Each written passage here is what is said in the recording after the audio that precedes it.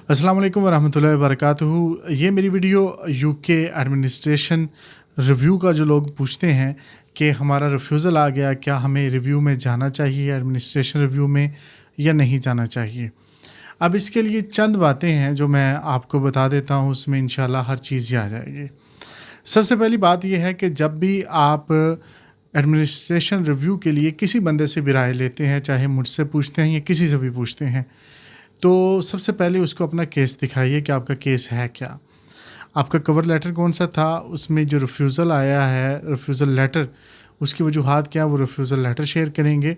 और ओवरऑल जो आपका एक्सपीरियंस था या उसने जो एलिगेशंस लगाए थे, वो और आपकी फ़ाइल जो आपने लगाई थी, सारी डॉक्यूमेंटेशन की थी, वो क्या थी। जब तक आप ये किसी से शेयर नहीं करते, तो आपका हक़ नहीं बनता कि आप उससे राय लें कि मुझे रिव्यू में जाना चाहिए या नहीं जाना चाहिए। और उस बंदे का भी हक़ नहीं बनता कि आपको वो बग़ैर इन चीज़ों को देखे हुए आपको अपनी राय दे दे, आपको बताए कि जी ये करता हूँ मैं, आपको सजेस्ट इस तरह करें और ये करें, वो करें। ये ऐसा नहीं होना चाहिए। दूसरी बात, अगर आप समझते हैं कि आपको रिव्यू में जाना चाहिए, तो सबसे पहले एक चीज़ मेक श्योर कर लें कि जो भी डॉक्यूमेंट्स आपने लगाए थे वो जेन्युइन है।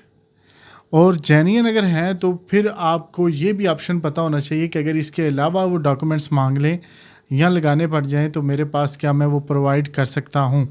अगर आपके डॉक्यूमेंट्स जेन्युइन नहीं थे और आप रिव्यू में जाएंगे, तो फिर वो आप लॉस करेंगे। आपका टाइम का भी लॉस होगा, रिव्यू भी लॉस होगा। दूसरा, अगर आप डॉक्यूमेंट्स प्रोवाइड नहीं कर सकते मज़ीद, तब भी आपको रिव्यू में जाने का फ़ायदा नहीं है। तो सबसे पहले मेक श्योर करें कि क्या आपके पास वो जो डॉक्यूमेंट्स आपने प्रोवाइड किए वो जेन्युइन थे। दूसरा, क्या और अगर वो मांगते हैं आपसे डॉक्यूमेंट्स, तो क्या आप प्रोवाइड कर सकते हैं। तो ये दूसरा पॉइंट है। तीसरी चीज़ और आखिरी बात मैं करूँगा, अगर आपके पास बहुत टाइम है, अगर आपको जल्दी नहीं है यूके जाने की, तो फिर तो अगर एक साल का आपके पास टाइम है, आप समझते हैं 1 साल तक मुझे कोई मसला नहीं, तो फिर आप रिव्यू में जा सकते हैं। अगर आपको बहुत जल्दी, अगर 1 महीने में, 2-3 महीनों में आप जाना चाहते हैं, तो रिव्यू में ना जाएँ।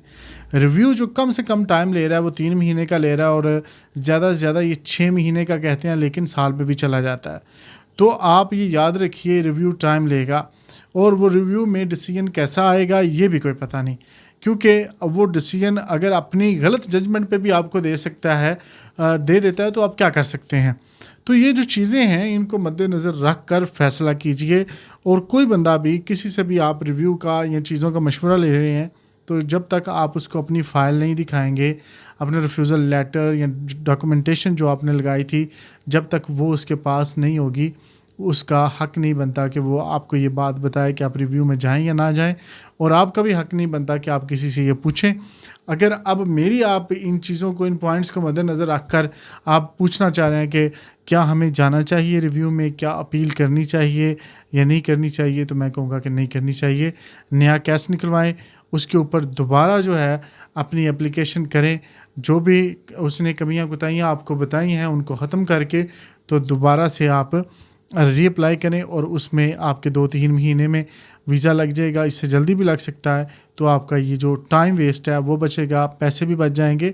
लॉस तो हो सकता है जो आपने पहले किया रिफ्यूज़ल की वजह से, दोबारा कैश लेने में और बाकी फीसेस देने में, लेकिन वो जो टाइम है और उसके बाद डिसीजन क्या आता है उसका पता नहीं। वो टाइम का लॉस और डिसीजन से बचने के लिए बेहतर है कि रीअप्लाई पे जाएँ। तो मुझे उम्मीद है कि ये वीडियो आपके लिए फ़ायदेमंद होगी। इंशाल्लाह नेक्स्ट वीडियो में किसी और मौजू पे फिर बात होगी। अल्लाह हाफ़िज़।